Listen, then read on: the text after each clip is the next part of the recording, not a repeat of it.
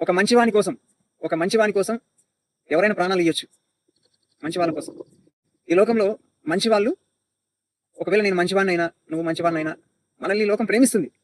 ఎందుకు అంటే మనం మంచివాళ్ళం కాబట్టి. లేదంటే మన దగ్గర డబ్బున్నా, మన దగ్గర అందచందాలున్నా, మరి ఈ లోకరీత్యా ఏదైనా ఒక మంచి క్వాలిటీ, ఒక మంచి అర్హత ఏదైనా ఉంటే అందరూ కూడా మనల్ని ప్రేమిస్తారు.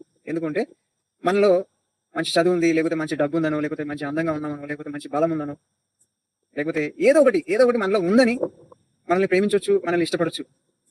అయితే జీవం కలిగినటువంటి దేవుడు మాత్రం ఆయన పరిశుద్ధుడు, ఆయన పాపంలో చేరక ప్రత్యేకంగా ఉన్నవాడు. ఆయనలో ఎలాంటి దోషం లేదు, ఎలాంటి పాపం లేదు, ఎలాంటి బలహీనత లేదు. ఆయన సంపూర్ణమైనటువంటి పరిశుద్ధమైనటువంటి దేవుడు. అలాంటి దేవుడు పాపులనైనా నిన్ను నన్ను ఈ లోకంలో ఉన్న మనుషులందరినీ పరిశుద్ధుడైనటువంటి దేవుడు ప్రేమించడం అనేది గొప్ప విషయం. అది ఒక మంచివాడిని ప్రేమించడం అనేది గొప్ప విషయం కాదు, ఒక గొప్ప వ్యక్తిని ప్రేమించడం అనేది గొప్ప విషయం కాదు. పాపి అయినటువంటి మనిషిని పరిశుద్ధుడైనటువంటి దేవుడు ప్రేమించడం గొప్ప విషయం.